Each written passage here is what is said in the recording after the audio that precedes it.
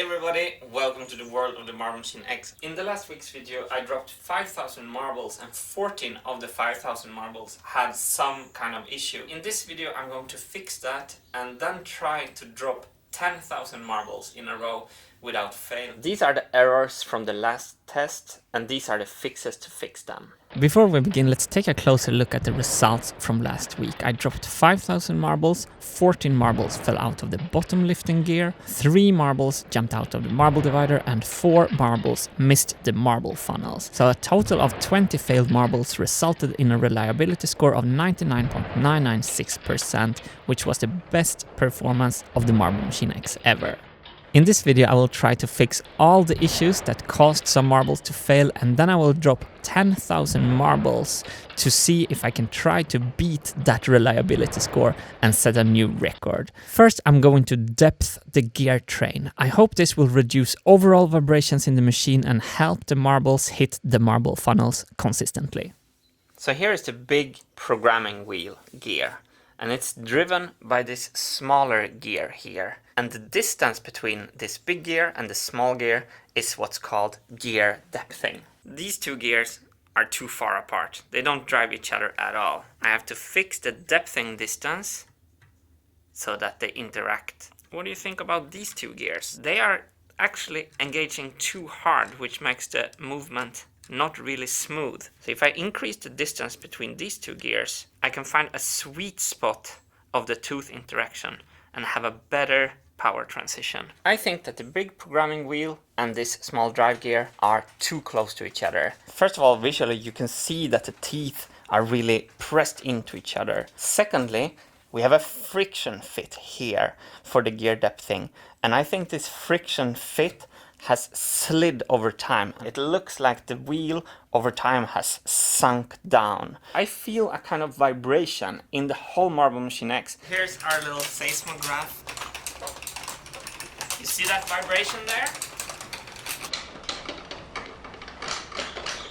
So out of 5,000 marbles in the test, 4 missed the funnel. And we need everything to keep still and be reliable, and vibrations everywhere is just not good for that. So the aluminium part on the backside is the bearing housing and the part holding up the entire programming wheel. These holes are oversized so the bolt can move around. It looks like the aluminium part has slid until the bolt ended up resting on the underside of this hole. So I'm going to reposition this in the position I think is correct. If you look closely here, you should see a gap opening up there if this works. Let's clamp that down. So I should be able to take this out now without the gear falling down. Good, let's give this a spin. This is the point where I get disappointed because there is no difference. Oh, it's so much better. Down here is the gear interaction on the other side of the machine, and it's really tight. Oh yeah. By the way, that sound, I think it's a broken bearing. I just had the best moment. I've been so worried for this sound for so long. I'm like, oh no, it's a broken bearing in the flywheel. I've been annoyed for days. So I think you can hear it better here. You hear that scraping? I've looked around and I don't see anything touching anything else. Then I started to meddle with this belt and I started to hear this. I was like, there's something with this belt, and there's a marble line here. So removing the marble and the sound is gone.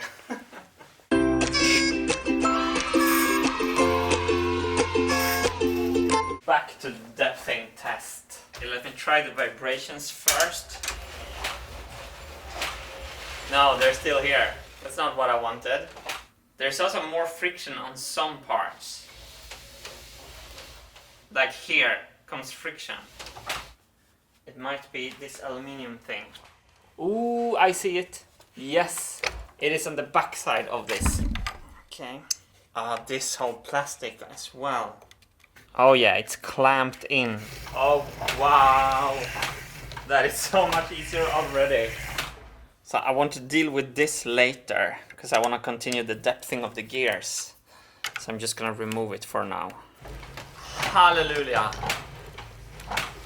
Effortless. I think I found the vibration. When I speed up the machine, I feel that it's a tick, tick, tick, tick, tick. When I touch this gear, I feel it in this gear.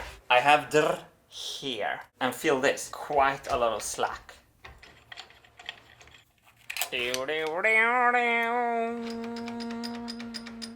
I am pretty sure that the vibrations I'm feeling comes from this slack.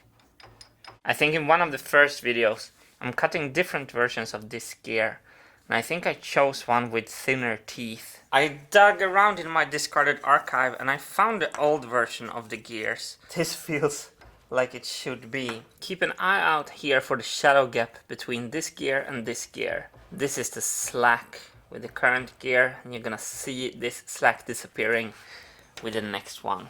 That is extremely tight. No slack at all. Feels heavy. New sound there also.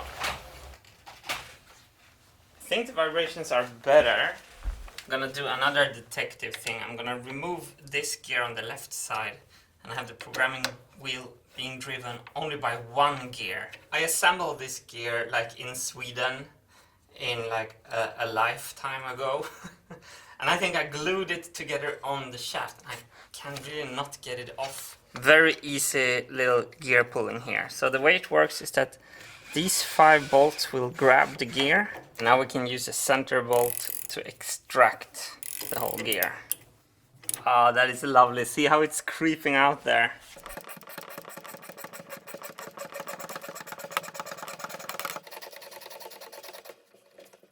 Gear puller, my dear YouTube friends. Wow, this shaft is shiny. I haven't seen you since I lived on an island in Sweden. Wow, I don't feel any vibrations. So now I can go back to this gear. I noticed that it says 1.2 there, and I think that's from a batch when I cut the gears in different sizes. So I went to look in my boxes, and what did I find? I'm going to immediately try the next largest one, 0.4. So this is my low resolution version of a helical gear, which means that I can't pull this gear straight out because the offset teeth is in the way. So this is a center key here, and you can pull out the key only. This sub-assembly has to go. Now I can take the gear off. We can take this out. 0.4. It feels kind of tight. So the original gear was 1.2 offset, and here I'm testing with a 0.8. But check this out. The slack has been reintroduced. So with the 0.4 gear, the slack is perfect. Yeah, there's almost no slack. And I want a little slack to not have it too clamped. 0.4, this looks amazing. Ah, wait, I see something. Ah, yeah, now I see where the vibrations are coming from. So this gear moves back and forth in this direction. So check the distance here between these bolts and the gear. Now it's opened, and here it's closing. So when this happens here, the wheel comes out like this, and these teeth are perhaps touching this row. I want to try to put some kind of plate here that keeps this gear completely straight here. Keeps it from going back and forth like this. With this ring on top, it won't be able to wobble. Okay, moment of truth. Still doing it. This disc didn't solve the problem at all. I think the disc is better than no disc, but it doesn't solve the problem. I'm going to keep hunting this problem. I'm going to try with only one of these 2 gears to see how that affects the vibrations. Somewhere I think we should be able to find it. Only one drive gear. Let's see what happens. It would be so ironic if this is the solution. Oh, there's no vibrations. What? My helical gear geniusness that I've been so proud of was maybe not so good. This is the smoothest I ever felt a gear train. So I still want this sideways ring. So I'm gonna take a 1.2 gear, which means that This gear that I'm putting in here will probably not interact at all with the big gear. So this gear will be the sole driver, and this is basically just a spacer brick because the teeth will not interact. Yeah, it's not touching. This is not touching with this. It's good. Going as fast as I can. Ah, that looks great. Let's see if I can feel the vibrations. It's much better. It's the best so far. Done, and better than ever.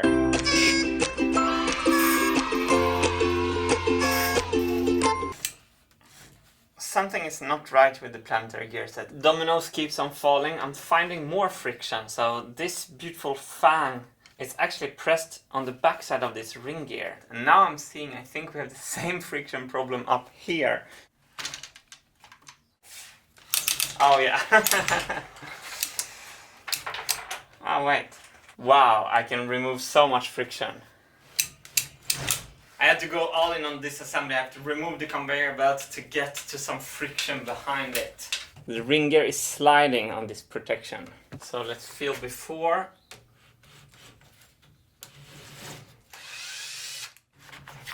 And now.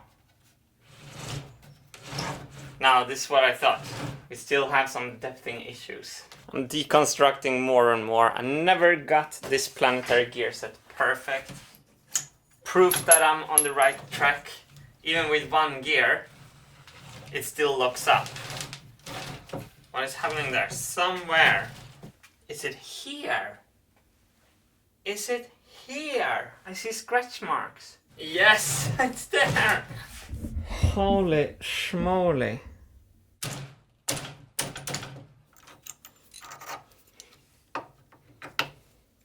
Oh, look at that. Martin. If I'm right, the ring gear will be smooth now. Yeah, it's gone. Friction is gone. For this friction issue here, I'm just gonna put this shim washer. See how that feels. Even now when I clamp this down hard, you will see a little gap between this and this here.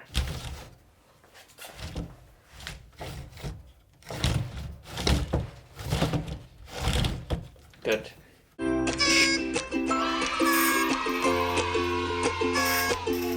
Now I can depth the Planetary Gear Set. Starting with this top gear here, and I'm gonna close the gap of the ring gear. Now it's resting in the bottom here. I'm going to lift up this gear, push up pretty hard, and secure the position. Oh, this feels good. It never continued by itself before ever. This is just perfect. I never felt the gear train like this. Finally. Only took me 3 years. This is absolutely great. I'm really happy about this. We're moving towards playing 10,000 marbles step by step here. Largest mechanical dragon ever slayed. I discovered something very interesting. The teeth are not meshing. This breakdown of the gear train for me has been so interesting because I've been living with this machine for 2 years. Obviously, this has caused a lot of vibrations and problems for the programming wheel, having 2 drive gears and one is not meshing. I'm going to try to rotate this gear like this. So I file the keyway. I'm going to cut some shims to shim the gear in correct position. Slides in there nicely. Ah, this looks perfect.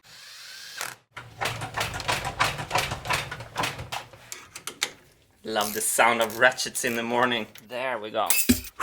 So here's my friction fit. This is how the machine has been designed now. So I can slide this and I clamp it down like this. I'm adjusting the gear depth thing there and I'm clamping the friction fit. The problem with the friction fit is that if forces applies, and they always apply, I say with the dissolve finger, things can still slide around. This is what happens on the Marble Machine X, or can happen. When gravity takes over time, something rattles loose. So what can we do? We can pin the fit. So I take a blue pin and I check that I'm happy with my fit. Comme ça. Now when I have these pins, the friction fit can't slide. So now we have the best of two worlds. We can use the friction fit to adjust the position and later come in and pin it once we found the perfect position. So these bolts here are equivalent to these bolts here for the friction fit. Always add a chamfer when you're tapping.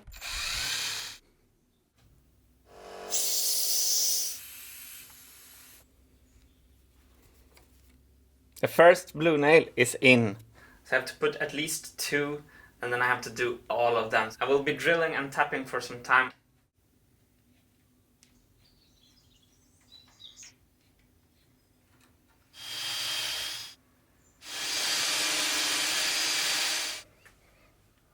Finished! Whew! That was a project. 1, 2, 3, 4, 5, 6, 7, 8, 9, 10 beautiful pins that will keep the gear depth thing still for all the future of the machine. I never experienced the planetary gear so smooth. Making up for my past mistakes is the best of all feelings. Let's cross out the first out of 7 on the to-do list to reach 10,000 marble drops in this video. Done! 1 out of 7.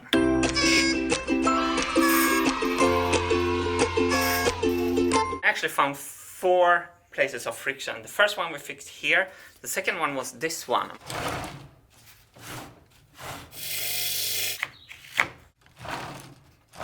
It feels like the project is taking a turn. This feels so good. So the vampire spike, I have to push it in. Now it falls down. Ah, and stabbed me. Friction solved.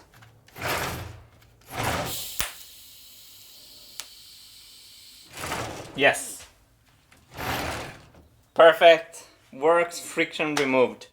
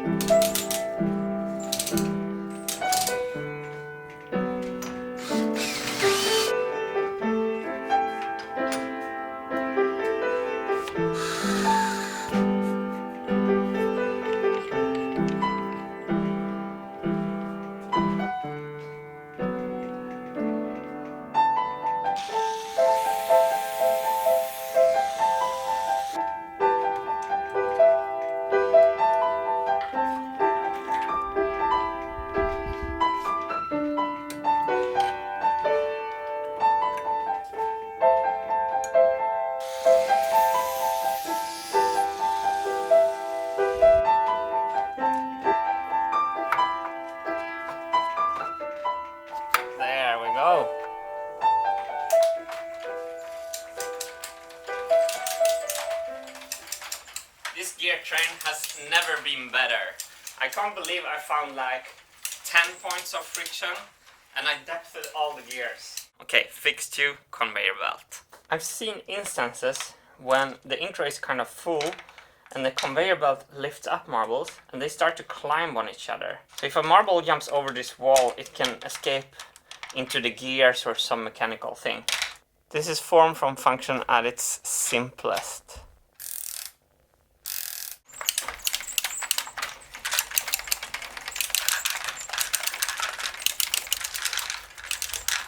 When the marbles come one-on-one, they mostly go to these further channels on the left here.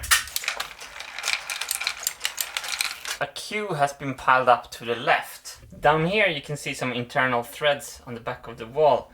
That's a different pin location for a pin I can push in. It can sit there and I can adjust it for the position. So the idea is that the incoming marbles bounces on this pin and end up being spread more in the middle, potentially avoiding this stack up over to the left. This adjustable pin selector that can control where the marbles mostly goes into the conveyor belt might get a deeper meaning later on. So if you check when I run the conveyor belt, you will see that the 4 leftmost channels will end up on this channel in the marble divider, and the rightmost channels ends up on this channel. I can actually adjust the ratio, how I feed the marble divider, depending on where I put that adjustment pin. I don't think I need to, but I could even perhaps change this song by song. One time I found a marble lying here. There seems to be a chance that maybe the marble bounces to the left and it gets stuck here. It only happened one time, but if something happens one time, we have to make it impossible. So by adding these plywood walls, the marble can't go there, and it's always being forced to go into the correct lane. There's no chance for the marbles to escape to the sides here. Perfect.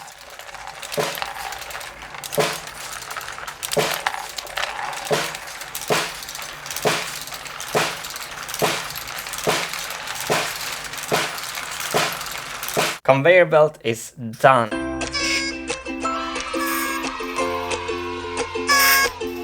So now it's time for me to start with fix 3. I need to make sure that the marbles are not escaping from the marble ring lift intro right here. So I'm putting a piece of plywood with a welded bracket on, and the marbles can't escape there anymore. We had 14 marbles escape out of 5,000 in the first test. And I'm also patching up this marble path. I have seen that when it goes full, the marbles can escape. So I'm just gluing a rail of plywood and doing a higher metal rail on the other side to keep all the marbles from never falling down out of this path. So now when this area fills up, the marbles are really surrounded on both sides. When the machine stops, this is the reservoir that will take care of all the marbles that comes down. You can see that filled up completely, and we have a perfect example right there. This marble is being held in by the new fence. Otherwise that would have gone over the edge. I am done with fix 3. Fixing this marble lane will take care of fail number 1, where 14 marbles escaped on the first test. I'm pretty sure none of these 14 marbles will escape when we do our 10,000 marble test later.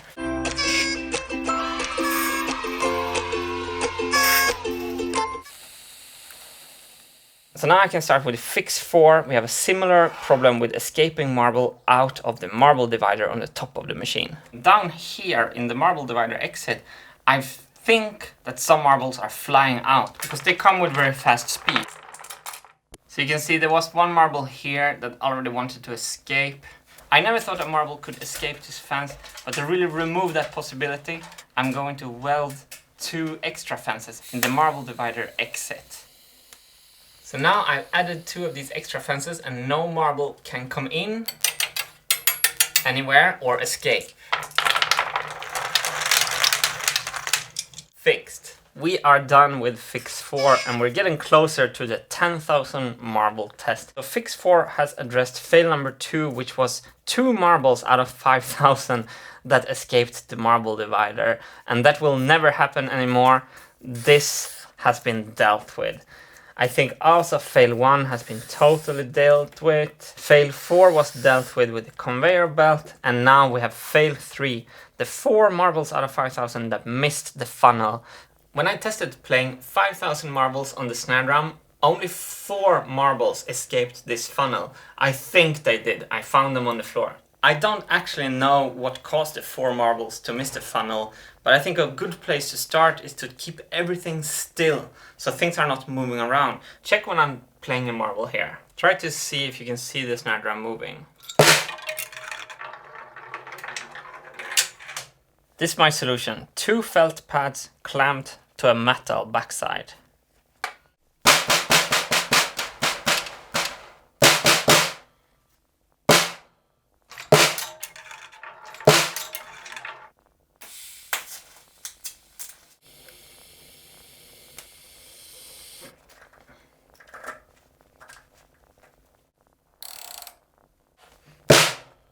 Zero movement at all.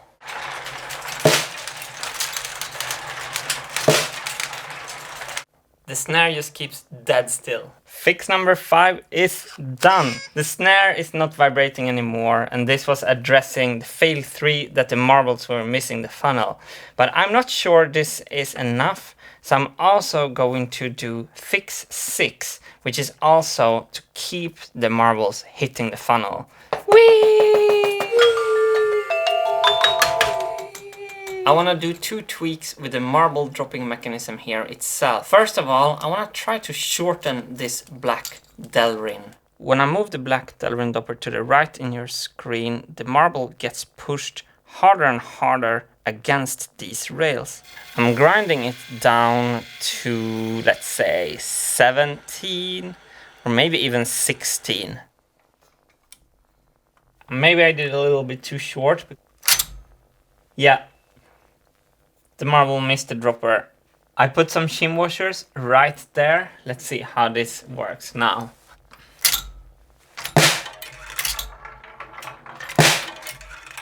So now the slow release. Yeah, it's good. One thing more to fix with these rails. I'm gonna sand them with some sandpaper so we know that the marble has a smooth travel down the rail. This is the last thing I'm going to do before I'm doing the test. I'm going to take this snare funnel and I'm going to widen it a little bit. So it's 55 millimeters now. Here to the right is an unchanged one. Internal measurement is 42 millimeters. To the left is the broader one that I fixed. That's actually 51 millimeters. So 9 millimeter extra redundancy for marble hits sideways. Fix number 6 is done. I have decided to not even do fix 7, which means that I hope fail 3 is done. We've done everything, and now we can prepare for the 10,000 marble test. Woo! After intensive and deliberate problem solving, I'm ready to make the 10,000 marble drop test. Me and Wilson are super excited. Let's get this show on the road. 120 BPM means that it will drop exactly 60 marbles per minute. And we dropped our first marble.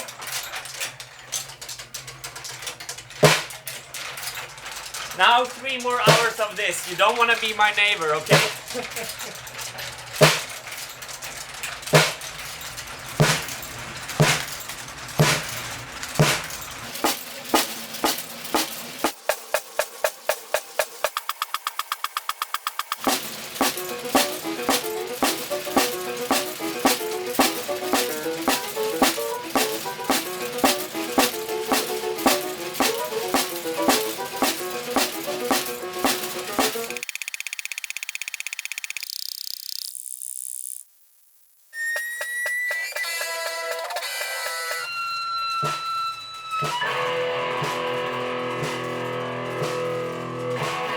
Drum solo.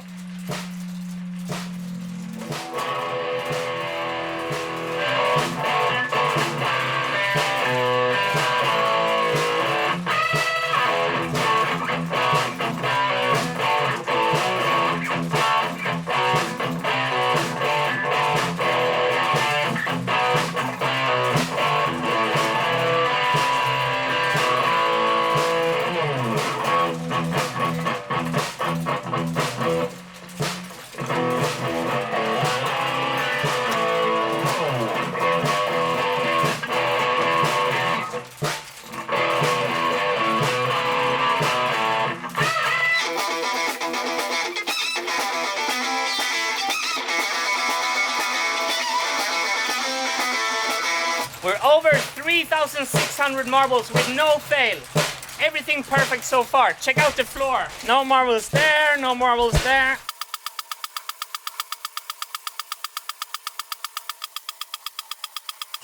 Countdown.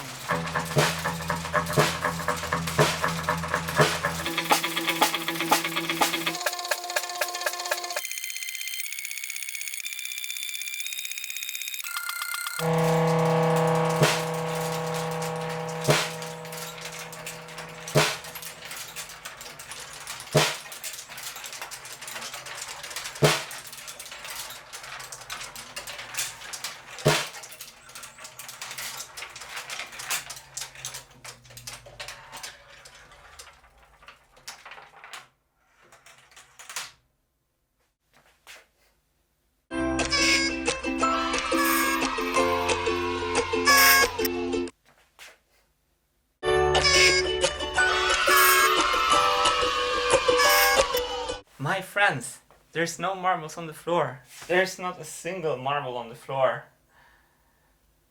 Whew. We did it. We did it. I wasn't sure. I was really not sure. I'm very, very happy. This whole counting how many marble drops started out a little bit as a joke for me, but now I realize how powerful it is to have a measurable progress, right? So I'm actually going to stick to this system. I'm going to put on the next snare channel, then try play 20,000 marbles. The key takeaway now is that I'm structured in the way I'm working, and I'm not changing too much at the same time, because if I introduce 10 new things, or 38 new things, it will be hard for me to really see where all the problems are. So just adding more and more complexity, making these long tests, I think is a really, really nice way for me to try to finish this project. Yeah, I've been fighting this machine and myself for years, and I've really been thinking the whole year of giving up. I have to be honest about that, because I was like, I'm not going to fix this. I just felt that I'm not going to get through this. Every day I'm just covered with sawdust in my CNC machine, and I didn't know how to continue actually, because everything was just failing. And then I was like, okay, I need to try this redesign that I started in episode 136, and now I'm working 7 days a week. No one is calling me, I'm not calling anyone. I'm doing nothing else than trying my heart out to actually get this stupid machine to work. And I think this 10,000 marble thing has given me the measurable target that I need to finish this, or to try to finish this at least. I'm still super doubtful that the machine will work, but I know this is coming back to Atomic Habits by James Clear. Let's forget about the goal. Let's forget about the target. Let's focus on our system. And this is the best system I've been working with so far in the history of the Marble Machine X process. So if I can improve my system of working, I should be able to improve my results. We need the South Park music. What we learned today.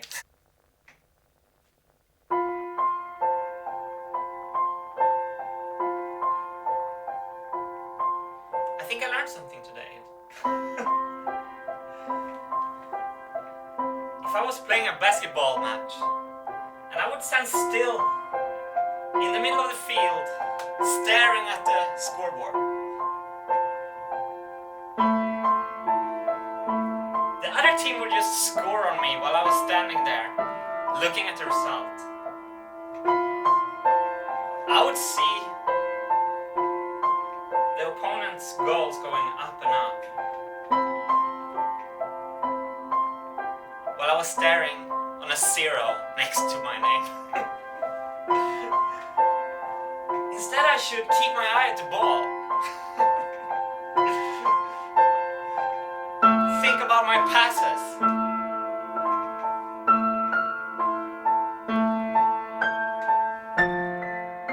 Keep an eye on where my teammates are. Put myself in good positions where they can pass me the ball.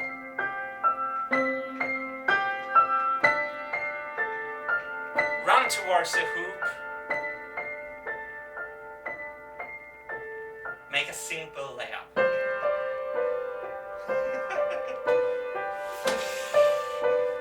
Forget the results. Think of your systems instead, kids.